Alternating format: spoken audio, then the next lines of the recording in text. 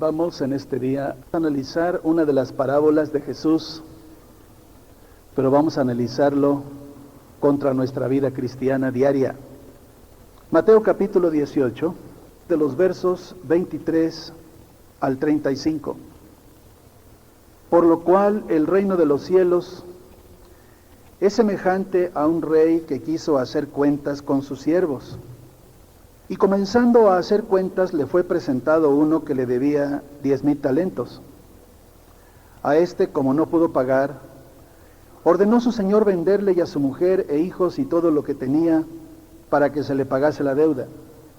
Entonces aquel siervo postrado le suplicaba diciendo: Señor, ten paciencia conmigo, yo te lo pagaré todo. El señor de aquel siervo, movido a misericordia, le soltó y le perdonó la deuda. Pero saliendo aquel siervo, halló que uno de sus consiervos que le debía 100 denarios, y haciendo de él, le ahogaba diciendo: Págame lo que me debes. Entonces su consiervo, postrándose a sus pies, le rogaba diciendo: Ten paciencia conmigo y yo te lo pagaré todo. Mas él no quiso, sino fue y le echó en la cárcel hasta que pagase la deuda. Viendo los consiervos lo que pasaba, se entristecieron mucho y fueron y refirieron a su señor todo lo que había pasado. Entonces, llamándole su señor, le dijo: Siervo malvado, toda aquella deuda te perdoné porque me rogaste. ¿No debías tú también tener misericordia de tu consiervo como yo tuve misericordia de ti? Entonces su señor, enojado, le entregó a los verdugos hasta que pagase todo lo que le debía. Así también mi Padre Celestial hará con vosotros si no perdonáis de todo corazón cada uno a su hermano sus ofensas. Dios eterno, tu justicia está siempre delante de nosotros. Te reconocemos que eres el único juez, pero reconocemos también y confesamos que el amor tuyo está por encima del merecimiento nuestro. Llegamos para abrir este libro, Señor, y recibir de tu Espíritu palabra de vida. Haz posible que esta palabra vuelva a ser en nosotros algo real, que pueda encarnarse en nuestra vida para que podamos vivirla y tú puedas agradarte, ya que si alguien nos perdonó, fuiste tú, Señor, quien nos ha perdonado tantas cosas sin merecerlo. Como siempre, pedimos tu ayuda para entender, pero después para vivirlo, en el nombre de Jesús. Amén. Esta parábola de los dos deudores dibuja el problema humano de siglos. Dios tiene misericordia del hombre, pero el hombre no puede tener misericordia del hombre. Dios perdona todas nuestras flaquezas, pero nosotros solamente estamos mirando las ofensas. Dios dice: nunca más me acordaré de tus pecados y de tus transgresiones. Pero el ser humano tiene muy buena memoria para recordar todos los agravios que ha recibido durante toda su vida. Y lo triste es que muchas veces ese hombre o esa mujer, llamándose cristianos, pelean entre sí. Y usted sabe que cuando hay pelea conyugal, buscamos en el arcón de los recuerdos todas las ofensas que nos ha hecho el cónyuge.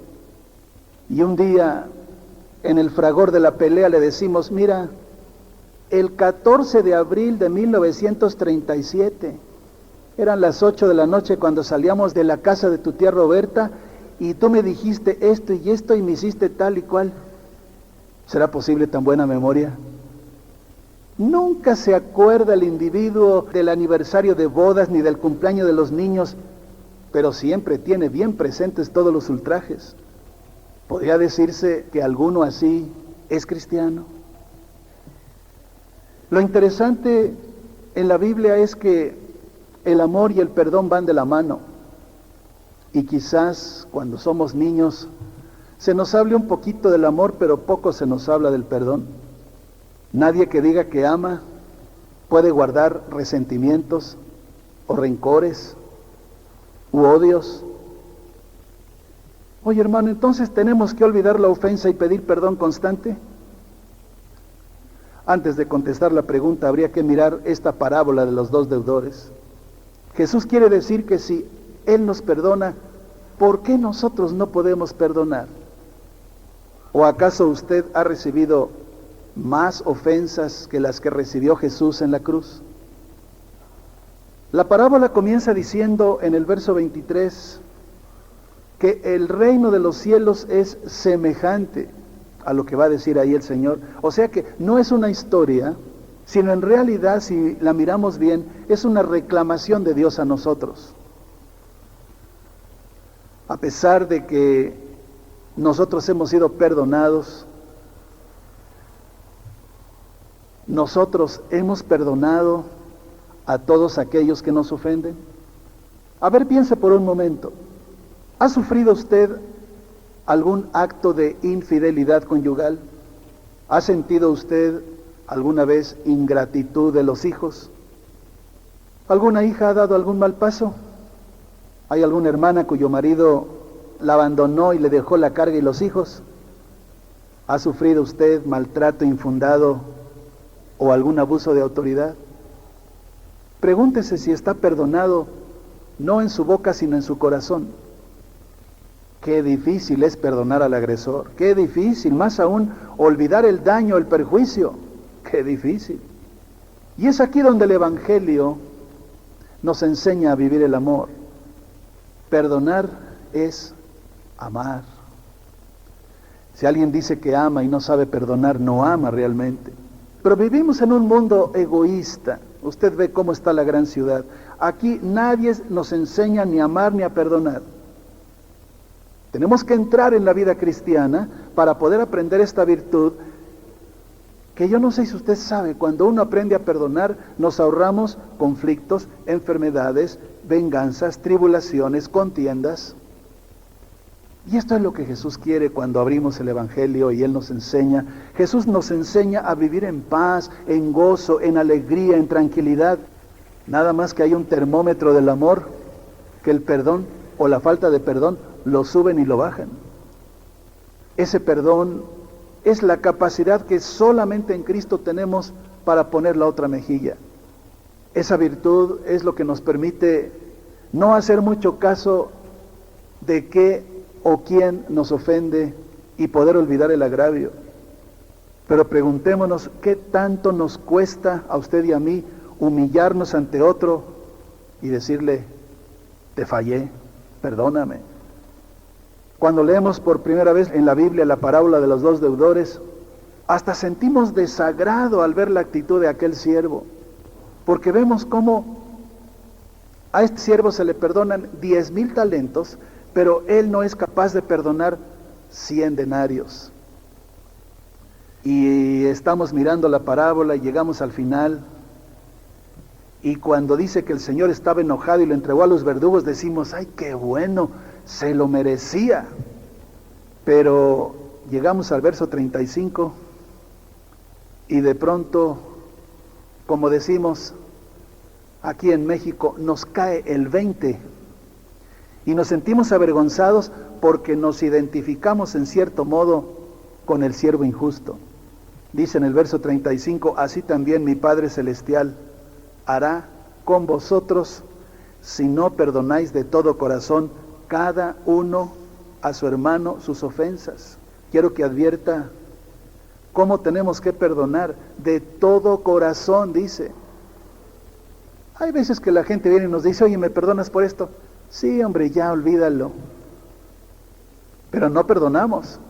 En la primera oportunidad le volvemos a reclamar al fulano lo que nos hizo. Yo creo que nos hemos conducido alguna vez como este siervo injusto.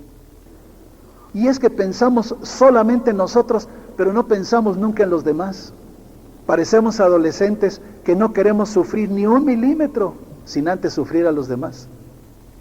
Vamos a aplicarnos la pregunta del verso 33. Mire qué interesante. Dice Jesús, ¿no debías tú también tener misericordia de tu consiervo como yo tuve misericordia de ti? ¿Ha tenido misericordia el Señor de nosotros, hermanos?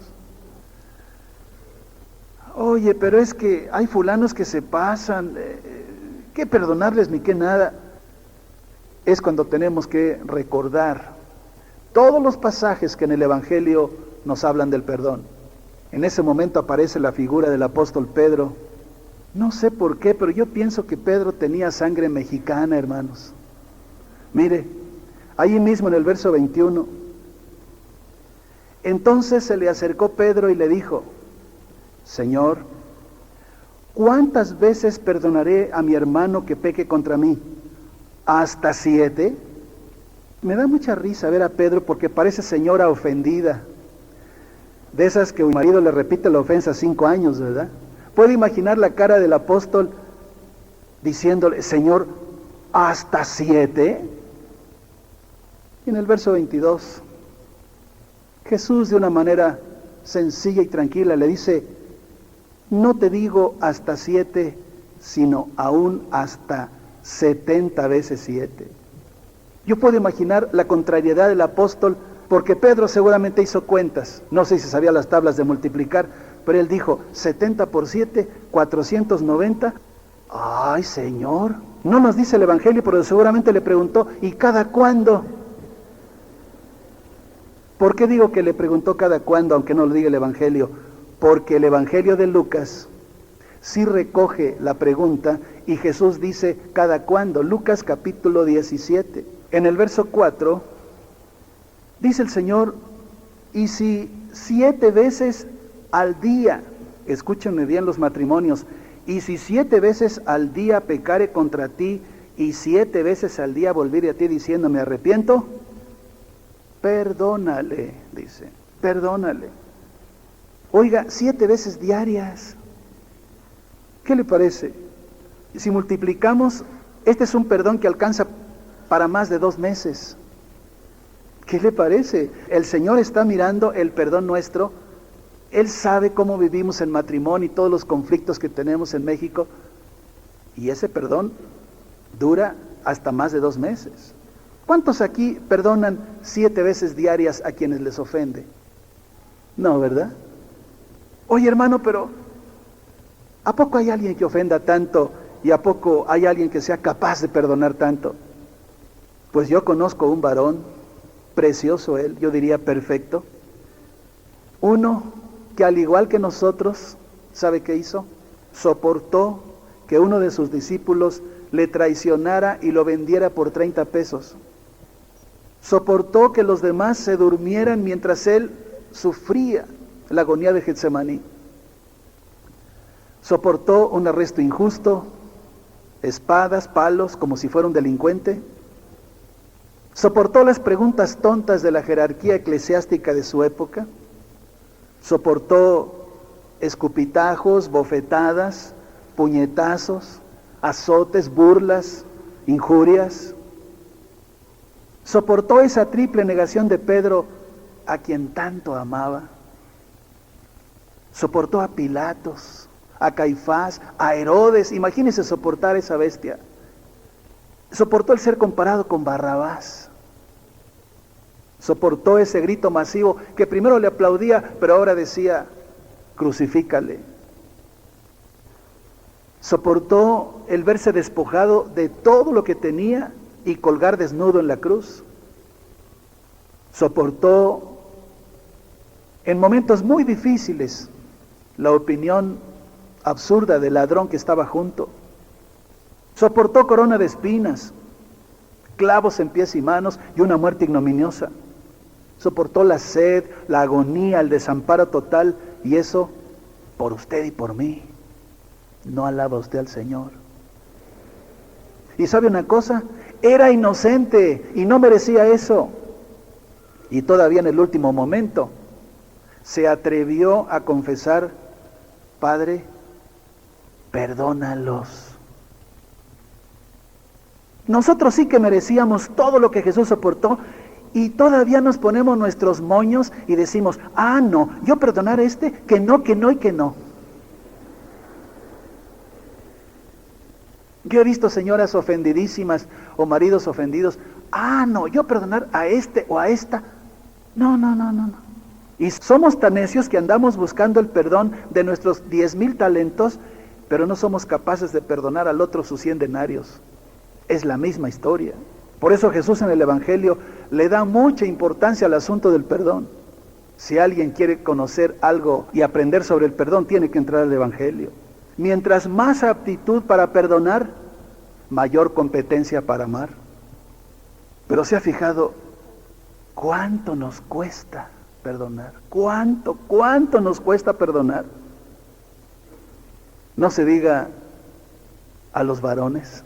Pedir perdón al varón es algo difícil. La mujercita tiene un poquito más de entendimiento y sabe humillarse más, pero el varón, ese paladín de la creación que se cree tanto, humillarse ante una esposa o ante un hijo y decir, fallé, no, ¿cómo que no? No.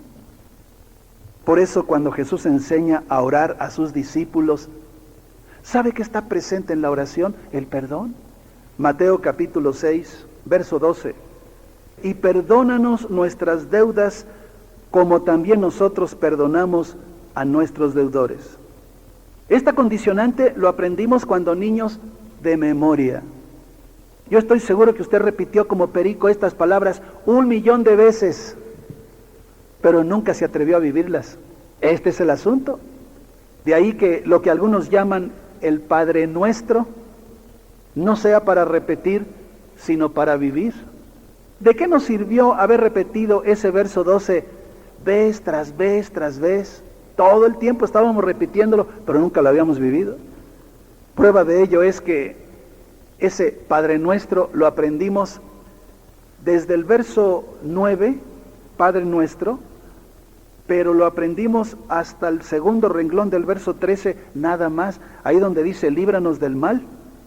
Hasta ahí llegamos. Nuestro conocimiento de ese texto que aprendimos de memoria llegaba hasta ahí, como después de líbranos del mal. No sé quién le puso un amén, pues dijimos, hasta aquí termina el Padre Nuestro, pero resulta que el Padre Nuestro termina hasta el verso 15. Y esto es algo que nunca nos lo dijeron hasta que no abrimos el Evangelio y lo aprendimos. Porque dice, verso 13, y no nos metas en tentación, mas líbranos del mal, porque tuyo es el reino y el poder y la gloria por todos los siglos. Amén. Porque si perdonáis a los hombres sus ofensas, os perdonará también a vosotros vuestro Padre Celestial. Mas si no perdonáis a los hombres sus ofensas, tampoco vuestro Padre os perdonará vuestras ofensas. Mire qué listo, yo no sé si fue Miguel Ripalda el que hizo esto, pero ese amén con que termina el verso 13, lo subió y lo puso después de líbranos del mal, y nos quitó toda la otra parte que era tan importante. Uno mira esos versos 14 y 15 y decimos, ay, esto es para gente grande. ¿A cuántos aquí les gustaría que Dios no les perdonara sus pecados? No, decimos, pero ¿cómo? Yo quiero el perdón. Pues tenemos que perdonar, porque esta es la condicionante que vemos ahí.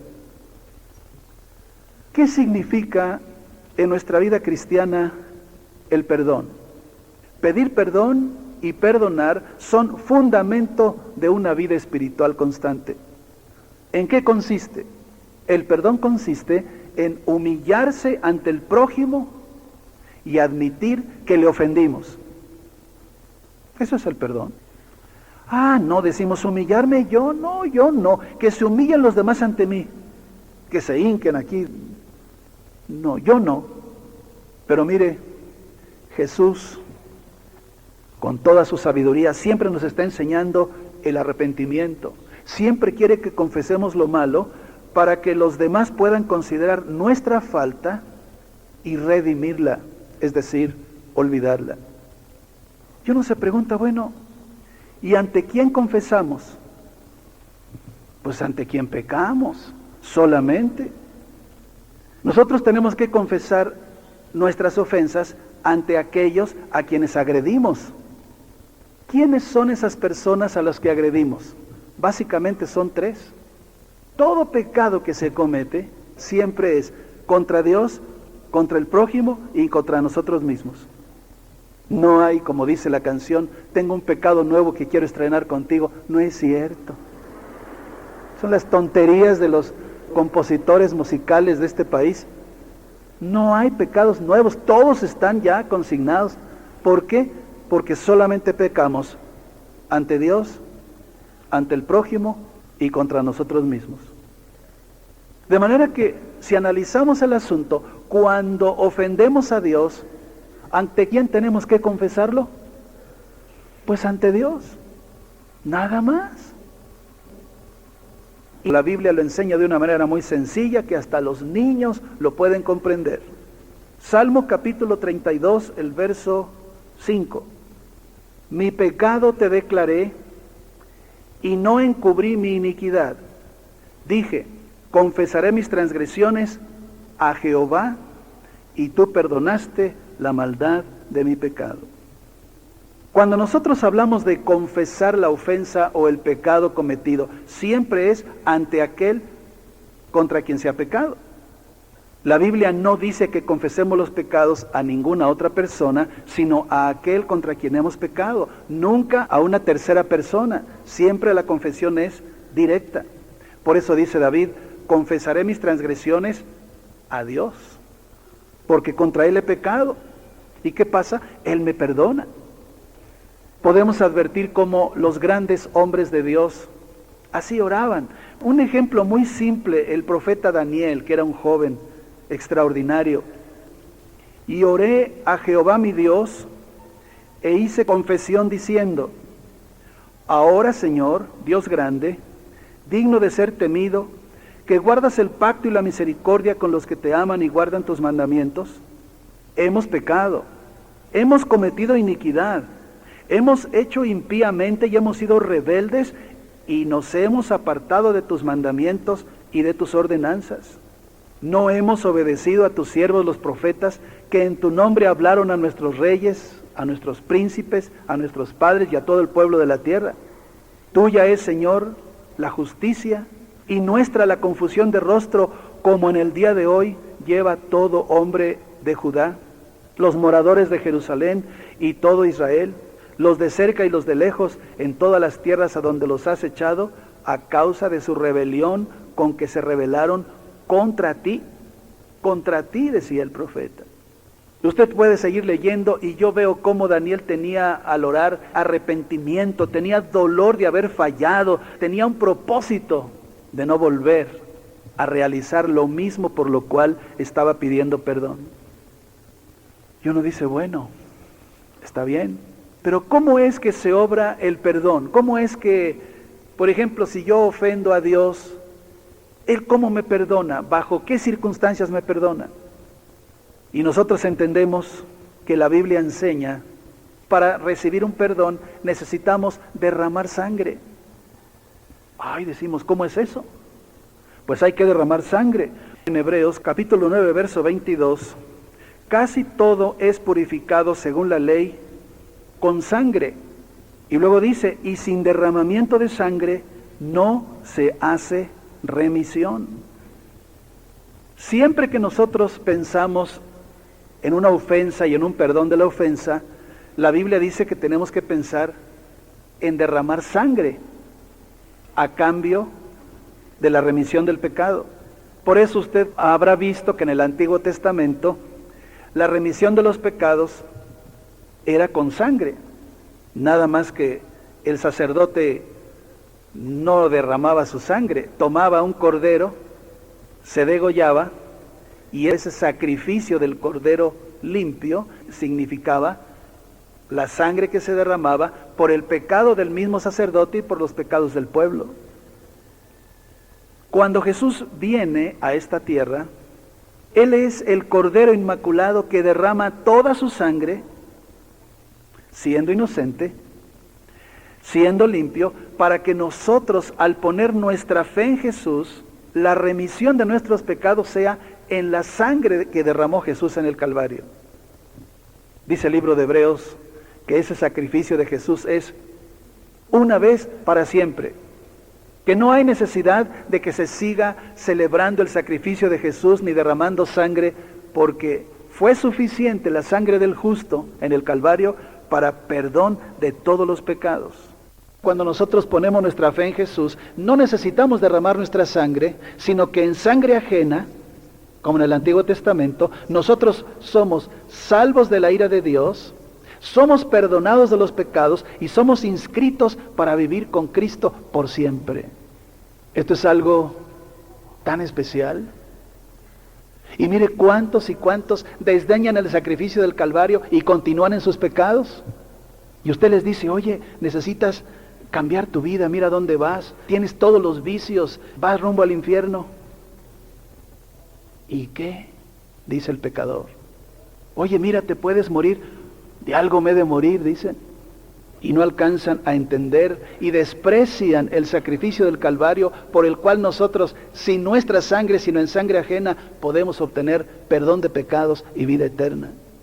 Es así como Dios nos perdona los pecados. Cada vez que confesamos un pecado ante Dios, Él en la sangre de Jesús nos perdona los pecados. Ahora, si el pecado es contra el prójimo, cuando uno peca, ofende o hace algo contra el prójimo, llámese esposa, papá, suegra, compañero de escuela, quien sea, nosotros cuando pecamos con otra persona, tenemos que ir a esa persona, nada más. Vamos directo al prójimo ofendido, solamente. Santiago capítulo 5, verso 16. Confesaos vuestras ofensas unos a otros, y orad unos por otros para que seáis sanados. La oración eficaz del justo puede mucho. Es precisamente el prójimo contra quien hemos pecado que tenemos que humillarnos para que ese prójimo redima nuestra culpa, perdone nuestro pecado, con ninguna otra persona.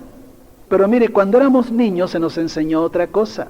Se nos obligaba a ir a confesar los pecados ante otro que no era el ofendido. ¿Recordará usted eso? Y era muy fácil.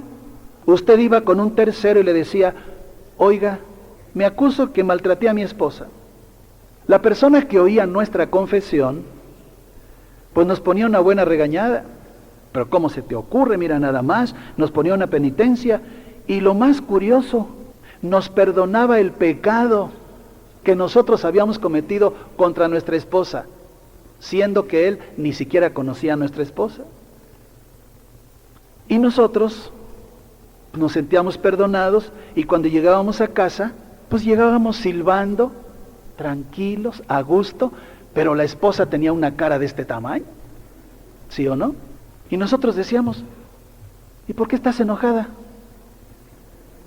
Y la esposa ni contestaba siquiera, estaba enojada. Yo ya estoy perdonado, de lo que te hice ya estoy perdonado, ya me perdonó el de allá. ¿Sí o no? Y ella tenía un gran rencor porque yo había ido a confesar el pecado que debía perdonarle a ella, lo había ido a confesar a otro que no era ella. De modo que pues hasta podíamos volver a maltratar a la esposa, al fin que un tercero cada 8 días nos podía perdonar, no había problema. Se confesaba y se volvía a ofender, se volvía a ofender, se volvía a confesar, se volvía a confesar, se volvía a ofender y había perdón. Yo una vez discutí esto con uno de los que recibían confesiones y le dije, mira, yo te voy a confesar mis pecados, pero tú me confiesas los tuyos. ¿O acaso no tienes pecados? Pues yo muchas veces había ido a confesar mis pecados con él y él me perdonaba. Le dije, ¿qué te parece si tú me dices tus pecados? Ah, no, me dijo, así no es el juego. Pues entonces no juego, le dije. Porque la Biblia dice, confesaos vuestras ofensas unos a otros y orad unos por otros para que seáis sanados. La sanidad viene cuando yo que ofendí voy con mi esposa y le digo, esposa, yo te ofendí, yo te hice esto, esto y esto. ¿Puedes remitir mi pecado contra ti? ¿Puedes perdonarme? La esposa tenía en sus manos un problema. Primero tenía yo el problema de la culpa, pero ahora se lo pasaba a ella para que ella lo tuviera. Si ella me decía, te perdono, estaba diciendo, olvido lo que me hiciste. Oiga, a mí no me enseñaron así, pues le engañaron, apréndalo ahora. ¿Cómo es el juego? Porque no es un juego. Por eso cuesta a veces el pedir perdón o el perdonar, cuesta sangre.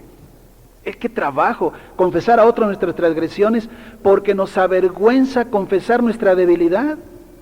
Pero es indispensable. Si queremos entrar en el perdón de Dios, tenemos que hacerlo y hemos de oír del otro que nos perdona, Otra cosa que es muy difícil, que nos diga, te perdono. ¿Cuántas veces vamos con la persona que ofendemos, le confesamos la ofensa y la otra persona nos dice, no, hombre, no tengo nada que perdonarte? Pero eso es un pretexto para no decir, te perdono. Uno tiene que escuchar que la otra persona dice, te perdono. Oye, mira, hablé mal de ti, te difamé, te robé. Ah, hombre, pues ya olvídalo. No, dime que me perdonas. Cuesta mucho trabajo. Cuando alguien viene con usted y le dice, oye, hice esto contra ti, perdóname. Decirle, te perdono. Que nos pone en una actitud superior a él. Cuesta trabajo decirte perdono. Y es que decirte perdono quiere decir, lo olvidé. Ya no lo puedo dejar en mi mente, está fuera de nosotros. Por eso es tan importante confesar un pecado como remitirlo o perdonarlo, porque mire lo que dijo el Señor, Juan 20, verso 23. A quienes remitiereis los pecados, les son remitidos, y a quienes se los retuviereis, les son retenidos. ¿Sabe a quién está dicho esto? A los discípulos, si usted ve el contexto del Evangelio, y está dicho a usted y a mí. Nosotros, cuando una persona viene y nos pide perdón, hemos de remitirle el pecado, hemos de perdonarlo, porque si no lo perdonamos, aquella persona queda atorada en su vida espiritual. A veces me da pena cuando un matrimonio, uno de los dos no puede perdonar al otro, y no se da cuenta que siendo una misma carne, la persona que no perdona está poniendo un tapón a la gracia de Dios sobre el matrimonio, porque no hay perdón. A quienes remitiréis los pecados les son remitidos, pero a quienes no se los remitiereis. ¡Qué tremenda frase! ¿Puede imaginar lo que sucede cuando ni se confiesa ni se perdona? Hay en este país gente atada por generaciones, en siglos, por falta de perdón. Por falta de entender que en ocasiones lo que tenemos que perdonar son simples 100 denarios contra los 10,000 talentos que Dios nos tiene que perdonar a nosotros. La salud del cristiano, de su familia, de su matrimonio, de la iglesia, dependen siempre del perdón, siempre. El perdón es el termómetro del amor y del gozo. Y hace poco una persona vino y me dijo, oye, ¿y qué pasa si no perdonamos? Uy, eso es muy serio. Cuando no perdonamos, hay 3 direcciones. Primera, si alguno no perdona, su oración no es escuchada. ¿Me oyó bien? Cuando no perdonamos, levantamos nuestras manos al cielo para orar a Dios, esa oración no pasa ni de nuestra cabeza ni del techo. No llega a ningún lado.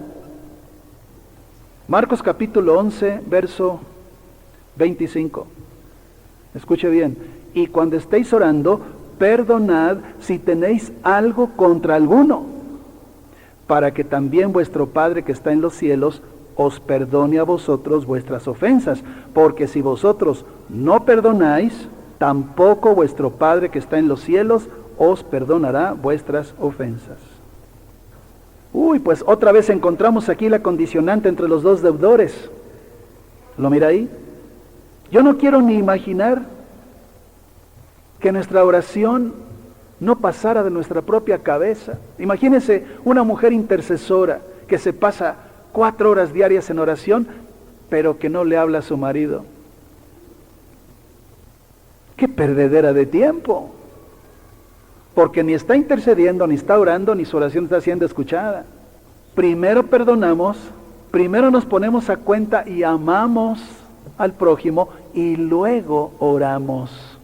Cuando alguna persona me dice, hermano, pues yo estoy orando sobre este problema y Dios no me responde, le digo, ¿y ya revisaste si no tienes en tu corazón resentimientos, rencores, odios, diferencias? Ay, es que una tía o mi suegra o mi cónyuge. Ponte a cuentas con el prójimo y luego puedes orar. Imagínense que nosotros no estuviéramos siendo perdonados por Dios por causa de no entender bien el asunto del perdón? ¿A quién le gustaría?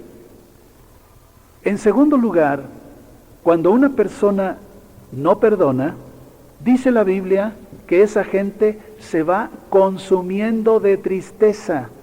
2 Corintios capítulo 2, verso 7. Así que, al contrario, vosotros más bien debéis perdonarle y consolarle para que no sea consumido de demasiada tristeza, por lo cual os ruego que confirméis el amor para con él. Aquí usted puede advertir cómo hay una conexión entre el perdón, el consuelo y el amor, que son los ingredientes indispensables para una vida estable, para no ser consumido de demasiada tristeza. Hay gente triste en este país. Usted la puede ver por las calles, en el metro, en los microbuses, en todas partes. Gente que anda hasta con la cabeza abajo. ¿Sabe qué ocurre? Alguien que no perdona sufrirá de gastritis, de úlceras duodenales, de reumatismo, de artritis, de agruras, de malestares estomacales e intestinales, etcétera, etcétera, etcétera. Muchas enfermedades físicas son causa de que nosotros no entendamos que tenemos que sacar todos los rencores que tenemos dentro. Vivir en paz con todos. Por eso, en tercer lugar, el no perdonar implica muerte espiritual.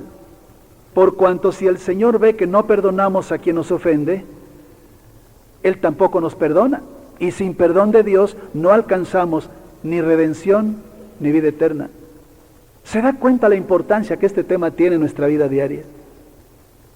Ahora, ¿qué pasa contra el pecado? Porque ya vimos el pecado contra Dios y el pecado contra el prójimo. Bueno, ¿y el pecado contra uno mismo?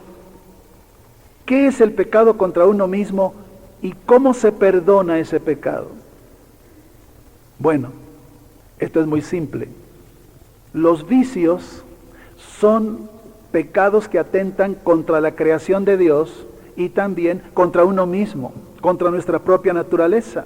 Por ejemplo, una persona que fuma, que bebe, que se droga, sin conocer el efecto de los enervantes o tóxicos que está metiéndose dentro, pues es una persona que no tiene criterio, no tiene cabeza, no tiene conciencia. Y mire cuánta gente en este país fuma, bebe, se droga y hace tantas cosas, pues es en contra de lo que Dios establece. Y ese es un pecado contra sí mismo. Yo veo cuánta gente se embrutece en los vicios y no quiere ni darse cuenta siquiera. ¿No es eso un pecado contra el amor que Dios puso en nosotros? ¿No es eso un pecado contra nosotros? O también una persona que atenta contra su propia sexualidad o la pervierte o la malusa, ¿no está pecando contra una función preciosa que Dios hizo para preservación de la especie y para el amor entre hombre y mujer? ¿Acaso no se peca también abusando de la sexualidad contra uno mismo? Esto es lo que dice la Escritura. 1 Corintios 6, 18. Dice claramente, huid de la fornicación. Cualquier otro pecado que el hombre cometa está fuera del cuerpo, mas el que fornica contra su propio cuerpo peca. Claramente podemos advertir que se peca contra el propio cuerpo, contra sí mismo. Y si usted pregunta, oye, ¿y cómo se hace para perdonarse el pecado contra uno mismo? Eso es más simple todavía. Esto es renunciando definitivamente al vicio contraído. Es como uno se perdona a sí mismo. Yo he conocido gente fumadora de decenas de años, alcohólica, drogadicta, adúltera, en el momento en que piden perdón a Dios, en el momento que piden perdón a las gentes ofendidas, que ofendieron con sus propios vicios, y en el momento que abandonan el vicio, se perdonan a sí mismos. De manera que pecamos contra Dios, contra el prójimo o contra nosotros mismos. Y tenemos que pedir perdón solamente a aquel contra quien pecamos, y tenemos que oír de la boca de ellos la remisión o el perdón del pecado. Oye, ¿y qué pasa si la persona a la que le pido perdón no me dice que me perdona? Tenemos que insistir, e insista, hasta que la persona le diga, te perdono. Y esto como una indicación inequívoca de que cuando la persona dice, te perdono, está diciendo, olvido lo que me has hecho. De manera que cuando entramos en ofensas iguales o parecidas, la nueva ofensa contra el prójimo no es algo que se suma a las ofensas anteriores. A veces le he dicho que cuando confesamos los pecados, el otro nos decía, oye, ¿y cuántas veces lo has hecho? Y le decíamos, újule, pues no sé, más o menos como 10, pero ponle 15 por las de mañana. Porque no teníamos una conciencia del significado profundo del arrepentimiento. De manera que las ofensas no se van acumulando. Imagínense que Dios, cuando lleguemos ante el juicio del gran trono blanco, nos tuviera que perdonar desde el primer pecado que cometimos cuando tuvimos presencia de mal en nuestra vida, hasta el último. Pues hay pecados que a usted ya hasta se le olvidaron, a Dios también ya se le olvidaron. Por tanto, lo que fue remitido está fuera. Lo que hacemos al ofender de nuevo es una nueva ofensa, pero no es acumulativa. Le he contado de aquel joven que estaba muy arrepentido porque tenía un pecado incontrolable y le dijo un día a Dios, Dios, ya no puedo con este pecado. Perdóname, mira, tengo tantos años haciéndolo, ya quiero terminar con esto, ya. Y le dijo Dios, pues yo te perdono, hijo. Están borrados tus pecados en la sangre de Jesús, ya, olvídalo. Aquel muchacho se fue muy contento, pero como a las 3 semanas volvió a caer en lo mismo y estaba muy avergonzado, fue a ver a Dios y le dijo, Dios, ¿qué crees? No sé, dijo Dios. Pues volví a caer en lo mismo. ¿En cuál? Le dijo Dios.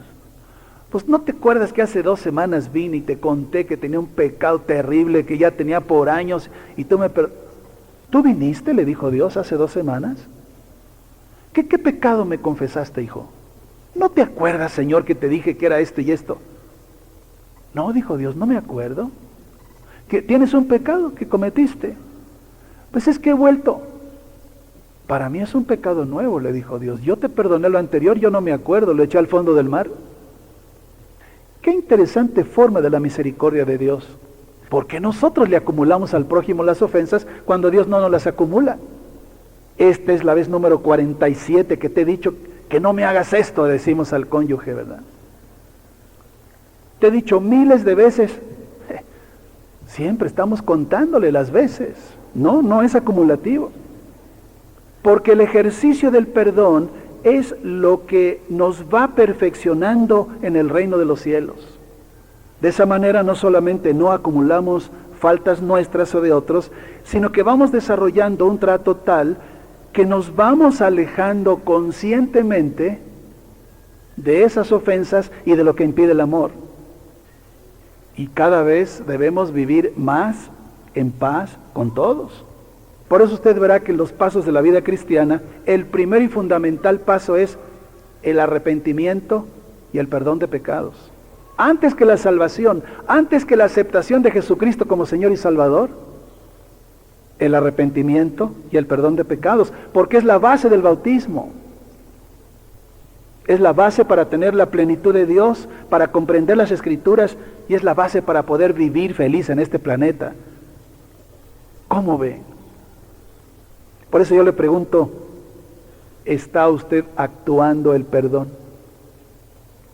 Los cristianos, cuando nos reunimos para celebrar el memorial que Jesús ordenó, la cena del Señor, analizamos el perdón en esas 3 áreas: amor a Dios, amor al prójimo y amor a uno mismo.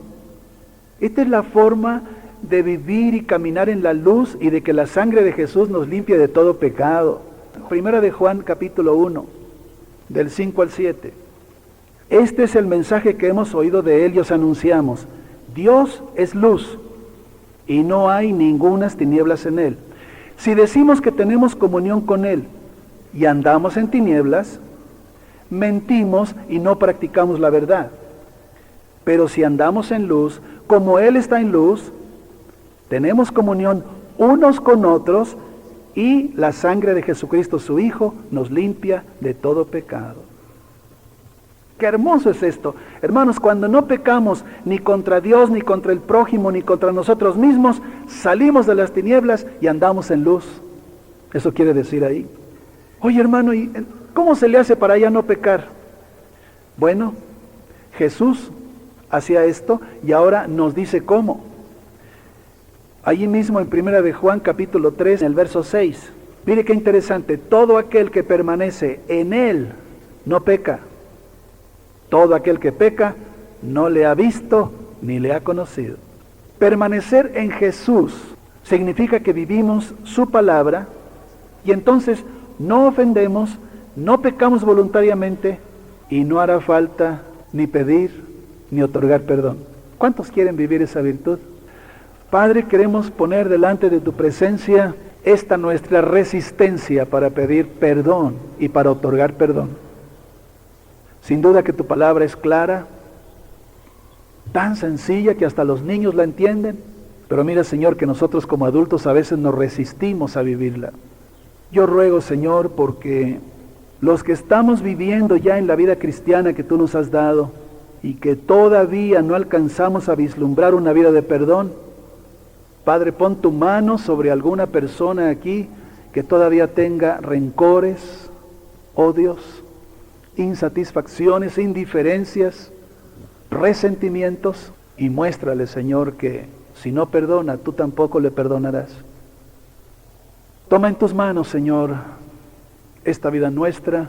Todavía estamos aprendiendo, todavía estamos caminando en esta virtud que no hemos adquirido del todo, pero que tu Espíritu Santo nos habla hoy claramente que hemos de perdonar. Si usted es una persona que tiene odios, resentimientos, traiga a su mente en este preciso momento las personas con las cuales usted tiene diferencias y odios profundos.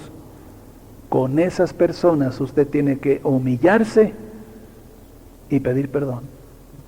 Y si fue la otra persona la que le infligió la ofensa y aquella no es capaz de venir y pedir perdón, vaya usted ante ella y humíllese ante ella y dígale, restablezcamos el amor. Señor, por difícil que esto pueda parecer, estamos ofreciéndote que acabaremos con toda esta cosa de nuestro corazón que nos impide caminar contigo, vivir el amor, caminar en luz y vivir este memorial que tú nos ordenas, tomar tu cena. En el nombre de Jesús. Amén.